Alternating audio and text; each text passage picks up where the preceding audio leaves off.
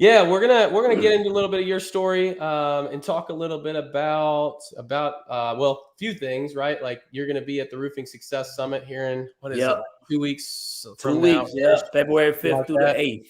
Yeah, 5th through the 8th. I should know that better. I'm putting on the event, so you're telling me about what dates are. But no, like we'll talk about that. Talk about your the value you're going to bring to that event, but just also in general, like your story and what led you to where you are today, and yeah, just kind of share with us what you've been up to. So we'll just kick it off with you telling us a little bit about Mr. Dashaun Bryant and what you all about. Yeah, for the people who don't know, because I know I've been in the roofing industry 8 years now, and I've learned that everybody don't know everybody. You know what I'm saying? So I think a lot of people get that idea that everybody know them. So I know it's a group, y'all got a community that might not be aware of who I am. But my name is DeSean. I'm the owner and creator of Roof Hustlers. Like I said, I've been in the door-to-door roofing industry for it'll be 8 years, February 4th. No, February 6th. My son was born February 4th. I closed my first roofing deal February 6th back in 2015. We started Roof Hustlers. I started Roof Hustlers in 2017. So it'll be 6 years this year, May 17th, that we done started the brand. And we just been on fire ever since, man. God is good and things are going amazing. I'm also a certified mental performance coach. So I fly around the country and I coach and train sales teams on how to do sales at a very high level, helping them get their mind right so they can get their grind right, right? Because we're aware that sales is 80% mental, 90% mental, whatever percentage you want to use, and 10% skills. So we give them that 90% mental piece, and then we polish up that 10% as well. So they got the skills to go along with the mindset so they could dominate whatever market they in. I love it, dude. Yeah, I know we talk a little bit at some different conferences, and one thing that I know about you, man, is that energy, dude. It's all about the energy, and I think Yeah. I've been on a couple breakout sessions of yours too. At once at like the GAF one, I think maybe you've done one at RoofCon whenever I was involved in running that. But yeah, man, I love the mindset conversation, all those things, just everything that you're about, and so. Tell me just a little bit, like high level, of kind of some of those initial philosophies or some of those things that you share with different companies or the folks that you consult in terms of how to really just establish that good energy, the good mindset of that sales culture that you got to have. And like, I don't know if you just want to share a little bit more openly about what does that mean to you? What does that look like to you? You know what I mean? And kind of go from there. Yeah. So we all made of energy, right? And the thing about energy, it can't be created nor destroyed. It can only be transferred. So sales is just a transfer of energy. So I let guys know, if you want to make big money, you need big energy. Like big money is attracted to big energy, and big energy don't necessarily mean you loud and you screaming and you rambunctious. Big energy means you give a lot of effort. You always going 110%. Like Eric Thomas said, you always giving 120%. That means you do things when you don't feel like doing them. So even if you're not feeling good, even if you're in a crappy mood, even if you got a flat tire, that has nothing to do with the energy that you decide to bring to every situation that you in. For example, the other day, and it's always in the airports, ironically, and I just think it's because most people move so mundane through life. Yeah. Yeah. And I'm checking in at the airport, and the lady like, "How you doing?" And I'm like, "I'm phenomenal." And she say, "Ooh, phenomenal." She said, "I ain't never heard that one before. I like that." And I always tell sales teams, I say, most people ask you how you doing, and your response 9 times out of 10 is, "I'm good. I'm doing good." And I like to let them know nobody has ever wanted to hang around somebody who's doing good. Like I ain't never been somebody like, "Oh, that guy doing good. I want to hang around him." People like, "Oh man, that guy doing great. I want to be around him." Or that guy doing phenomenal. That guy doing amazing. He's spectacular. He's sensational. He extravagant, right? He eccentric. Like all those high energy words. And I'm a firm believer. Once you make a decision to say how you feeling, you automatically gonna start following that type of energy, right? There's no way you can say, "I'm doing phenomenal," and just like go through your day pretty like dragging through the day. So I'm a big fan of energy. You got to have big energy, anything that you're doing. My first 2 years selling, I sold off pure charisma and energy, no roofing knowledge. I had little to know what to do with roofing, but people loved me because they just said, "Man, I love your energy." And a low energy source can never power a high energy source, right?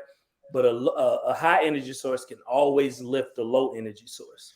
So I That's make good. it my duty, my responsibility to go around and raise people energy anywhere I'm at. I always tell people, you won't out energy me, right? Like you're gonna end up at the end of the day tired, you're gonna end up exhausted, you're gonna need to take a nap, and I'm gonna be ready to keep going. So I always tell my sales guys, man, bring great energy. Bring an energy that people has never experienced before, and you'll be the guy that people never forget. And it don't matter what you're doing, what you're talking about. Bring amazing energy to every situation you in, and you'll be the guy that like close more deals than the other sales rep. You'll be the guy that get that girl number, like whatever it may be. Like energy is everything. Energy is everything. So I'm It big on is. energy, man. It is. I love that, man. And I love that there's someone that's sitting on the other side of the camera here. I wish we were to be able to be face to face, but there's so many people that I'm around that say that about me. It's like, dude, you just energy, go, go, go, go, go. That's like all you do. And I'm like, bro, it's the man, that's what you live for, is being able to bring those rooms up with you, right? Bring that energy with you. And I think it's a testament a lot of times, like when you were saying the 110%, 120%, it's so much more about the mood that you're in and where you're at currently, right? It's like that doing it when you don't feel like doing it. That's the secret sauce right there. Like if you could push yourself past your own, what you think to be your limits, and being able to tap into that next level energy or whatever you want to call it, right? That's getting you to that 120%. It's game changer, dude. It's game changer for it's bigger than roof sales or anything else. Yeah, That is it's way life. bigger than You know that. what I mean? That is It's life, life. you know. I, And so I was listening to a Tony Robbins podcast today with him and Ed Milet, and they asked him, they say, why are your conferences so successful? Why are you able to change so many people's lives? He say, because our events is about raising the energy levels of the people that we train in. It's like, so when the human is when the human brain or whatever you want to call it is in low energy, it's not ready to receive. It's not ready to transform. It's like, so we got to raise the energy. Once we raise the energy, now the mind is in a receiving state. So once we raise the energy, you could train people better. Yeah. Right. So that's why I'm big on, like, first day when I go train companies, that's the first thing I do. We raise the energy. Like we get the energy level at a whole different, we raise it. I trained one company before, and at the end of it's Sunday, and I was like, man, what's your biggest takeaway for the weekend? One dude said, I'm exhausted.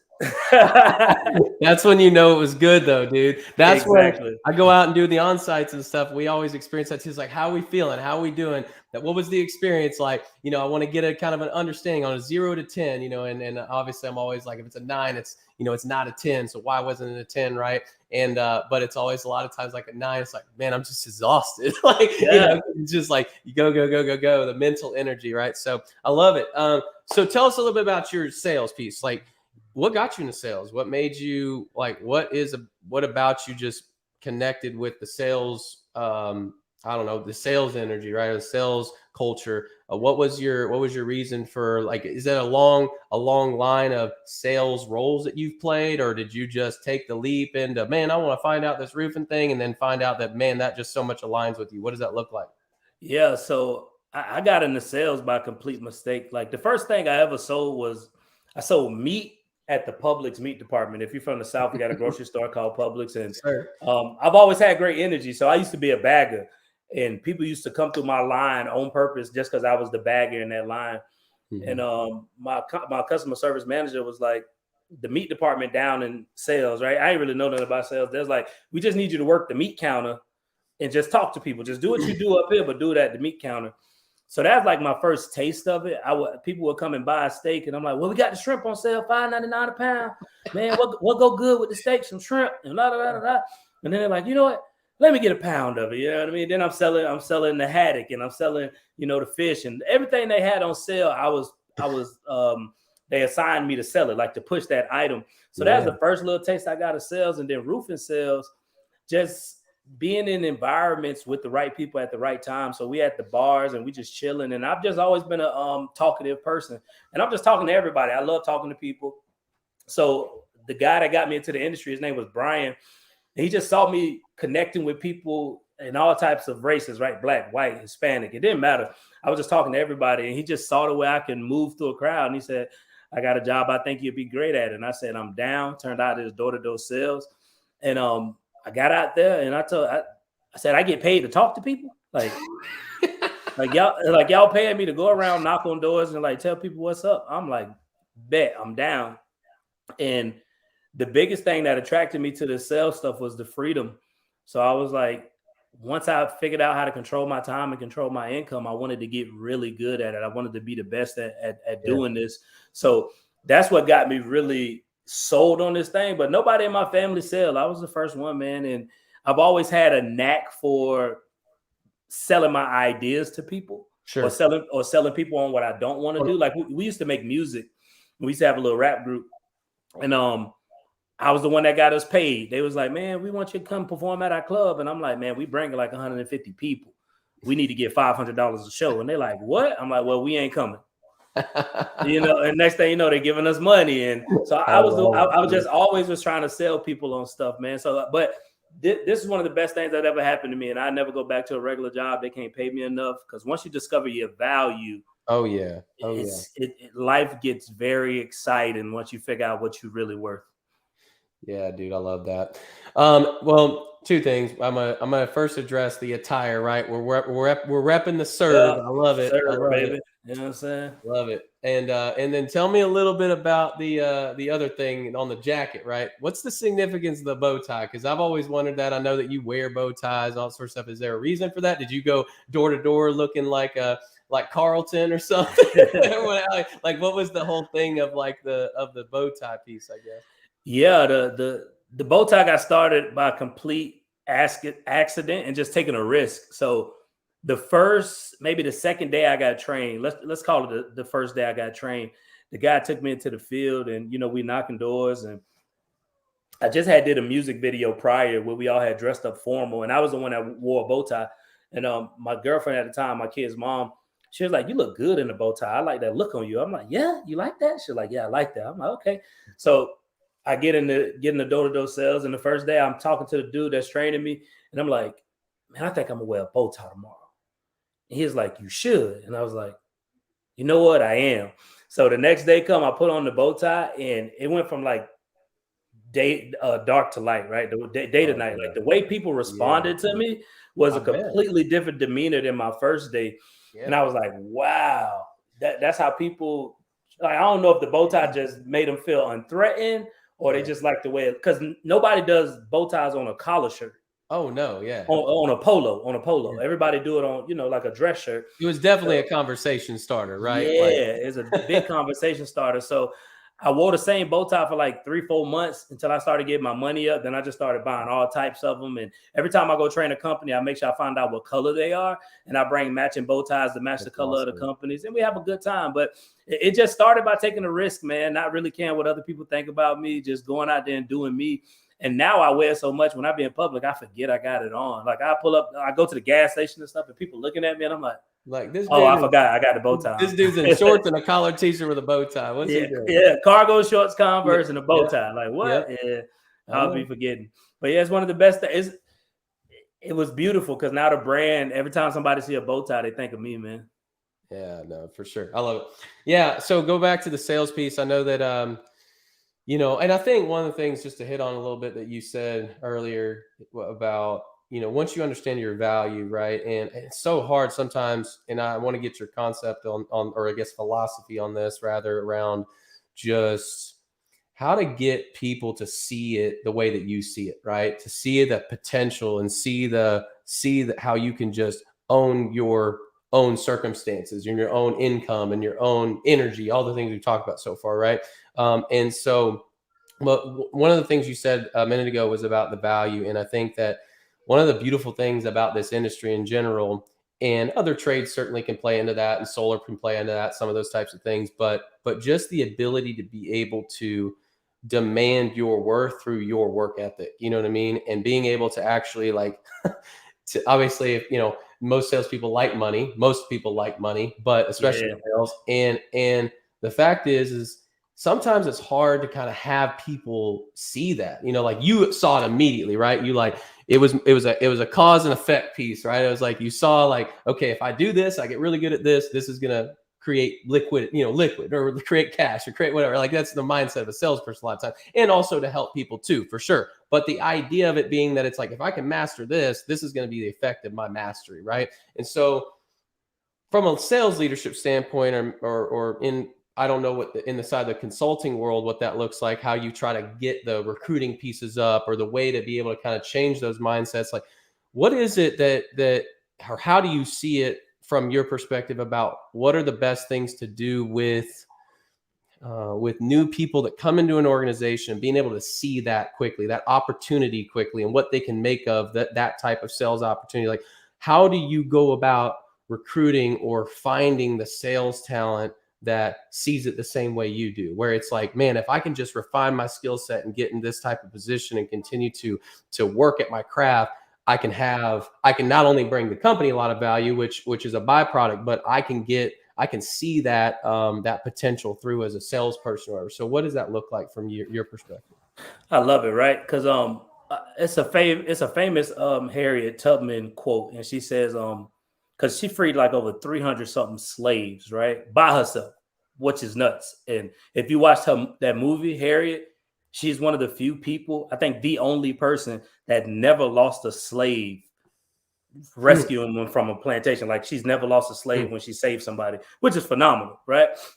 But she said, I would have freed more slaves if they actually knew they were slaves, right? So the thing we got to do, the thing I do my best to do when I'm dealing with, sales teams, because these guys, yeah, they work for the company, but the mindset is still like skewed, right? So I got to get them to change their perspective on things. So our entire life, we've been asked, oh man, what you want to be when you grow up, what you want to do when you grow up, right? So most of us are stuck in that mindset because we've been taught to think that way since we've been kids. What you want to be, what you want to do. So when I meet these guys, I tell them to let them know, right? I let them know that sales isn't about loving what you do. Being an entrepreneur, because I believe door-to-door salesman is ground level entrepreneurship. And being an entrepreneur isn't about loving what you do. Don't get me wrong. You can grow to love what you do. You can bring the passion to it. But the ultimate goal is loving the life that what you do create. So I don't ask people what they want to be no more. I sit down with them. I say, let me ask you a question, man. How do you want to live? Yeah. And then people start telling them about their dreams. Oh man, I want to travel the world. I want to get a nice car. I want to do this. I want to do that. And if we talking about a recruiting perspective, if I'm meeting somebody at a grocery store, even a sales guy that's new to the game, I say, well, have the vehicles that you've been able to get you the life that you just described to me? Yeah. And most of them will be like, nah. So I say, okay. So you need to get up off of what you want to be. You need to figure out how you want to live. Once you know how you want to live, you need to find a vehicle that can get you there in the shortest amount of time and get you the most amount of cash, right? And then they're like, what? And I'm like, that's what roofing do for you. It allows you to make anywhere between $2,000, $3,000, $5,000, $10,000, $15,000 a week. Yeah. Lump sums of cash. You can start investing in. Now you can start creating a life that you dream of. So now I get them off that employee mindset. We got to unlearn and relearn. So we got to change the perspective of these salespeople. And what these owners and these sales managers like mess up is they go up to a slave and they say, I can help you make $100,000. And that guy say, what? I work 40 hours a week and I only make $500 every 2 weeks. What you talking about? I'm making $100,000. So you got to get the mind to shift, to start thinking different, to start seeing the opportunity. So we get them to start dreaming. Once we get them to start dreaming, then we provide the vehicle. I say, you want to go to Puerto Rico and you in a car, you need a plane. Yeah. Roofing is the plane that can get you to, you know what I'm saying? Yeah. So we got to shift that perspective. Yeah, and there's so much about the vehicle that I think we all have the just the blessing of being able to have the vehicle that we have, right, to be able to do this, because there's plenty of vehicles that are don't allow you to be in the Bugatti, and you're gonna be in the Corolla forever. You know what I mean? And no disrespect to people driving Corollas out there, but it's the reality, right? So cool. Well, we're gonna take a quick break. We'll go to commercial real quick. We'll come back and keep hopping on this topic. Sounds good. If you aren't using Job Nimbus, you should be. The effects that it's going to have on my personal life, I can see is automation is going to change the way I live. We've been able to eliminate all the paper, all of our paper files, and actually everything is online for us now. Are you looking to stand out with your proposal? Sumo Quote is the contractor quote that crushes the competition. It is the fastest way to build custom quotes that impresses clients and wins more work. It's one of those must-have technologies for roofing contractors, allowing them to sell faster, sell more, and sell smarter. Be sure to check them out at try.sumoquote.com/start-build-grow. A special thank you to our presenting sponsor by Job Nimbus. Go check them out. Industry leading CRM, jobnimbus.com. They're also going to be at the event. Ben Hodson's going to be speaking at the event. It's going to be awesome. But the CEO of Job Nimbus, if you don't know who that is, he's going to be at the Roofing Success Summit, the same summit that Mr. Dashaun's going to be at. But go check out Job Nimbus at jobnimbus.com. Awesome folks over there. And then Sumo Quote. Love Ryan Chance and the team over there at Sumo. Go check them out as well at sumoquote.com.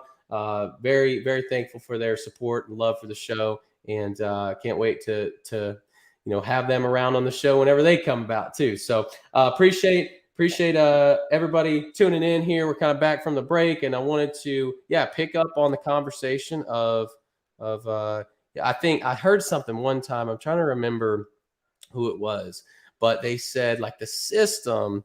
And I think what you're talking about, it's the same thing, right? It's like expanding the mindset, the system, and no disrespect to higher education and, degrees and all these other things. Like certainly certain situations like being a doctor or a lawyer or, whatever. And I have degrees as well. There's nothing wrong with that. But that the system has geared us toward this idea of shopping, or of this idea of this capability to shop for Bugattis at a Toyota dealership. So piggybacking on that thing that we talked about. And the reality is that's not true, right? The reality is that Toyotas are at Toyota dealerships. And so systems teaching you how to shop for the Toyota. And we're trying to buy a Bugatti there. It just doesn't work that way. And so the idea of what I'm trying to explain to those of you listening, you're probably like, where are you going with this whole analogy? is that what you're talking about, Dashaun, is the idea of like expanding the mindset to think it's not just about what we know about the system. It's not just about what we know about the way the game is played, right? You log your hours and you go and you do your thing. And even in a lot of sales companies, I mean, certainly there's like the tech space and other places where you can achieve a pretty good level of success monetarily, but plenty of avenues of sales that exist that are not nearly as opportunistic, and they're also not vehicles that you can go and you like really truthfully can understand how to learn how to go and buy that Bugatti at the Bugatti dealership kind of thing, right? And so I love that analogy when I heard that, because some of the most successful people, right, there's no degrees, there's no formal education, or they didn't confine to the system. They expanded their mindset and said, hey, I'm going to go and get that Bugatti, you know what I mean? And figure out how someone like Dashaun is so successful at what he does, and then expanding the mindset of that belief to say it's gonna, that's an opportunity for me, right? And that's very powerful, like what you're talking about, being able to break that idea of the employee mentality and teaching something else, right? So that's the biggest thing. You gotta, like I was at Door-to-Door-Con and I said, man, we free slaves, man. That's what we do. We find people that's trapped in that 9-to-5 world, and there's nothing wrong with a 9-to-5 world, right? Because we need those type of people. Yep. But it's a group of people that's trapped in that 9-to-5 world, and that's not their identity. They just ain't found somebody to come free them yet. So that's why it's our job to present this opportunity to as many people as we can, because we never know who life we can change or who we can rescue. Yeah. Love it, dude. Tell me a little bit about your, so I don't know which avenue you want to go down here. Obviously, this is all organic conversation. I'm always ready. Yeah. But tell me about some, I guess, what's the first thing you go in on when you're working with a company, right? Obviously, there's this energy, this mindset, all this different stuff. But are there particular principles that you try to implement right off the bat, whether that being in sales management, sales leadership, or just from the salesperson's perspective, right? Give us some stuff that's like, we want to save the gold nugget for the end, but what are some things that are really, really good fundamentals, I guess, that you implement at the ground level? Yeah. So a lot of it is very foundationally aware. Like most people know these things, right? They know these things, but they don't do these things, right? And that's the problem. A lot of people know a lot of stuff and they do a lot of nothing. So we go in and we teach the team. When I go in, I teach the team first and foremost, right? You need your why. And a lot of people done heard that plenty of times. They're like, oh yeah, you got to know your why. You got to know your why. But you'd be surprised how many companies I train and these guys don't know why they doing what they do. Like they really don't know why. They showing up for a paycheck. And I'm like, a paycheck ain't enough. So we get them to dig a little bit deeper, right? We get them to figure out that why. One thing that I do that I don't know if any other trainers do, but one thing I do, I make all the sales guys fill out self-evaluation sheets. What are my strengths? What are my weaknesses? You know, areas I need to improve, new skills I want to develop. Most guys ain't never sat down and dissected themselves, right? Most people think they good, and I say good compared to who, right? And the first thing I do when I really go into companies outside of my introduction and getting them all right, my job is to crush the ego and check the man. I got to get the man to start reevaluating the man, right? Because you do what I do, Connie. We go into sales companies. We deal with the owners, the sales teams, the top producers, and all these guys think they stuff don't stink, right? Yeah. So the first thing I got to do is check their maturity level. Most guys don't understand the reason why they don't tap into that next level of sales. That next level is because they immature. Most men are immature, right? So the 3 keys of maturity, right? The first one is obedience, right? You know what I mean? To accept the thing, to do something with excitement and enthusiasm, right? So to be able to follow directions, you got to have obedience, right? Most of us want our kids to be obedient. You want your wife to be obedient. You want all these people to be obedient, but you're obedient to no other man. Somebody tell you to do something, and you think you bigger than what they're telling you to do, right? So the first key is obedience. The second one is submission. You got to be able to submit, right? As a person who want to tap into that next level, you need a mentor, you need a coach, you need somebody that you submit to, right? In order to go to that next level. So it's to accepting or yielding, to accept or yield a force without protest or something along those lines, right? So you gotta yield to somebody else's coaching, training, or whatever it may be. And the last key to maturity is acquiesce. And that's the one that kills most people. And acquiesce means to reluctantly accept the thing without protest, which means you really don't want to do it, but you do it anyways without protesting whatever that person may tell you to do. And most people got confirmation bias. They believe their way of doing things is always the right way of doing things. Yeah. I always tell people, if you've been doing it your way this long and you haven't gotten the results that you want to see or make the money that you want to make, why are you so caught up on your way of doing things? That's like the first principle that I teach when I go in the and then you shut up and you let them respond. Yeah. And now they like looking at them, they're like, man. You know what I'm saying? I get to go, and then I let them know. I say, one man's obedience is tied to so many other men's destinies, right? And it's a group of people in your life. There's some people that you don't know that's not going to go to that next level because you're not obedient. You don't follow directions. You're not submissive. You always caught up on your way of doing things.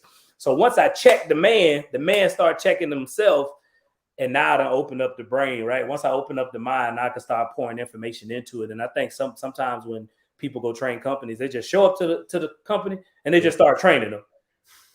And that person ain't even geeked up on you, bro. He just like, they're not in the mindset of receiving, right? At that we got another trainer here. Okay, we done heard this before. So these guys got their guard up the entire time. So the first thing I got to do is get the guard down. I got to get them to be vulnerable. I got to get them to open up. And then once they open up, then we can train them. So the first principle I teach is the 3 keys of maturity. That's what really get people opening up. I love it, dude. Yeah, I mean, we TRA, right? And you're talking about some of my experiences as well. And I do know there's plenty of consultants or folks that are going into companies and just starting like bam out the gates. Let's just get to work, right? Understanding, like when you said understanding the why, right? Understanding like what you want too. That's so powerful. Like some people are like, I know that might kind of tie into the why as well, obviously, but it's like, what do you want? What do you want to create? Especially when I'm talking about owners, right? I mean, salespeople might be a little different. But like, you know, what do you want to achieve? What do you want your company to look like? What do you want? What's the real impact you want it to have, right? All these types of things, because like what you're talking about is, yes, breaking down the man is certainly important, and certainly some stuff I've in my experience of doing retreats and all these other things, you know, working on the human, right? But going in and really just even identifying like, what is it that you want and what you want to achieve and why do you want to achieve that, right? And having a very clear vision for people to follow and being able to establish good values and what all that stuff. That's how we start things too, right? Because if you don't build off of that and it's just get to work and let's talk about prioritizing the business and systems to implement all this different stuff, it doesn't have the same lasting effect, right? You got to make sure that you're doing those other things. So couldn't agree with you more. Cool. So let's as we kind of we'll ask a couple more questions here and wrap the show up. But what's the well, I guess first off, I'll give you a little bit of an opportunity to plug. So Roof Hustlers, I don't know if you want to kind of let people know if they're interested in working with you or whatever. Where they can find you. So we easy to find. Roof Hustlers on all platforms. That's Instagram, that's YouTube, that's TikTok. And LinkedIn, I'm Dashaun Bryant. That's D-A, as you see it spelled on the screen, S-H-A-U-N. Everybody been spelling my name with an E. I don't even got time to correct it no more. I'm like, whatever, right? But D-A-S-H-A-U-N. I'm like Dashaun. I'm like, I'm not Dashaun, and I'm not doing the emphasizing. Well, Dashaun is fine, but just spell it with an A. That's all I ask, right? But we easy to find, and we also just started the Best Hustler Academy. It's our online platform. So after I come out and train companies, if they want to continue to stay plugged in, or companies that might not got the money to afford me in person yet, we got the Best Hustler Academy where you can plug in, get the virtual training, and we do one coaching call a month. And you can get your guys the same mindset, that same perspective, that same skill set, training, and principles through the virtual. So I'm easy to find. Roof Hustler. Anyway, you see the bow tie, you'll see this guy, man. Love it. So last question before we wrap up, and then I'll have my final question for you. But what sales tools or things do you like to see companies using to help expedite or amplify, I guess, the sales effect, right? Whether that be canvassing tools, and I'm not saying that we need to plug a whole bunch of companies, but just kind of some tools that use like, hey, this is fundamental. You got to make sure you have this inside your company. What would those things be? So outside of a CRM, we all use CRMs. You know what I'm saying? Outside of the obvious stuff, Xactimate, Sumo Quote, all y'all sponsors, these great people. Me personally, I'm a huge fan of Company Cam and Spotio. Love Company Cam and Spotio.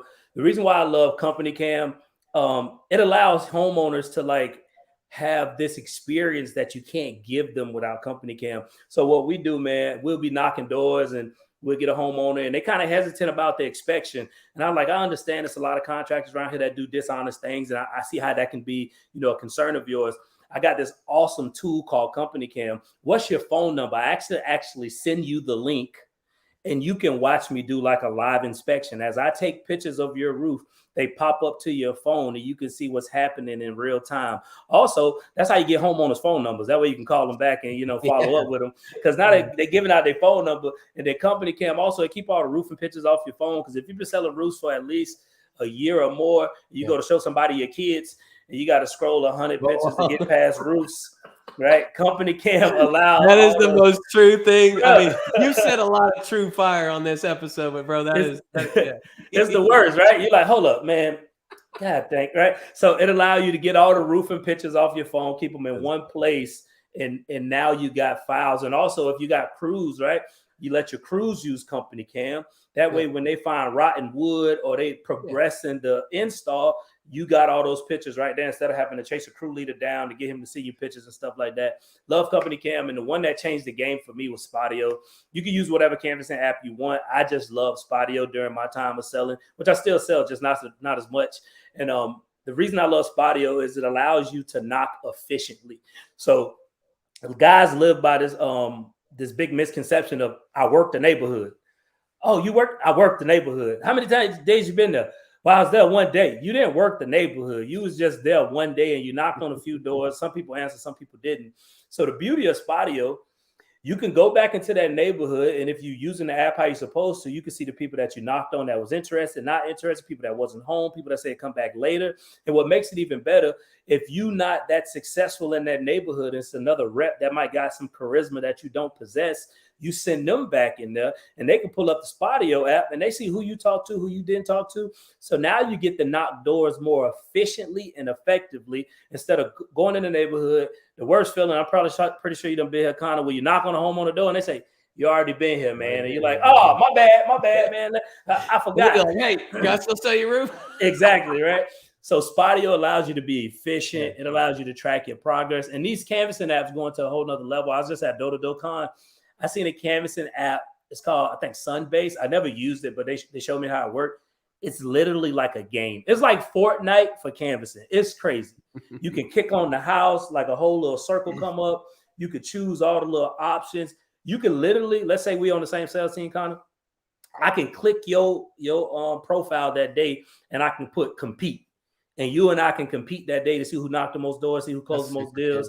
It was dope, man. So it's gamifying the system, dude. Yeah, I've never used it. I'll ask you about that too. What do you? I mean, you like what are some of the gamification pieces that you'll implement when you're talking about just making competition out of it and things like that? I mean, we always play with first inspection, right? Yeah. Whoever get the first inspection, we like to give out money for that. We always do first deal.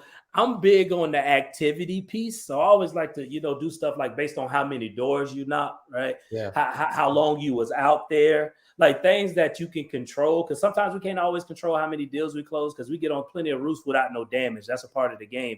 Yeah. But when we get guys falling in love with the activity piece, that becomes a habit. Now when I leave, they still doing these things that was the activity pieces versus getting caught up on the results. So we like to do things that's within people control, first inspection that you land, who knocked the most doors, who out there the longest. And of course we do revenue goals and things like that. But I'm big on the getting out there stuff that don't have nothing to do with necessarily talent, but got everything to do with effort. Yeah, I love it. Cool. Well, it's been a pleasure having you on the show, dude. We could go all day long, but I want to be, conscious of the time. So we'll wrap up. Give us your golden nugget, man. You've given us a bunch of golden stuff. We got a comment over here that says, "Wow, this is golden stuff, not in the roof biz, but love this stuff." So someone on LinkedIn just happened to pop in and saw us, and they're like, "Man, they must have caught you in one of your moments there." So So just a gold nugget, man, on what you would leave with the folks listening in, tuning in. Yeah, I guess the gold nugget I would leave guys with, because everybody here, but I want to give it to them from a different perspective. And it's one of the 5 things that causes man suffering, that causes us as humans to suffer in general. And it's ignorance. And a lot of people love to live in their ignorance. And I'm here to let you know that the biggest thing you need to do in this new year is like continuously learn. Stop being ignorant to stuff, right? Stop being okay with not knowing things. It's not the things that you know that's going to get you to that next level. It's the things that you don't know that's going to get you to that next level, right? Some of y'all so caught up on price. Y'all see the the Roofing Success Summit, and y'all like, oh man, that's the price. And it's like you worried about losing a few $1,000s versus getting information that can make you a couple $100,000, right? So some things that you ignorant to in your life, and I'm telling you, stop living in that ignorance. I've been big on the Hindu culture lately. I've been studying like that Eastern philosophy, and they say one of the biggest sins you can commit is living in ignorance.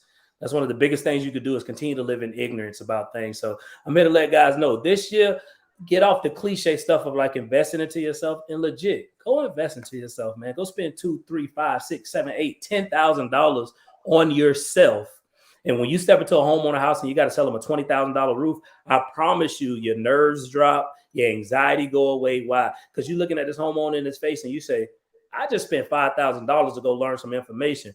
Asking you for $20,000, that ain't nothing no more. Yeah. So stop living in ignorance. Stop living in that suffering of not knowing things, and go learn stuff, right? Don't let your standard of what you know stop you from going to that next level, which is all the things that you don't know. I love it, dude.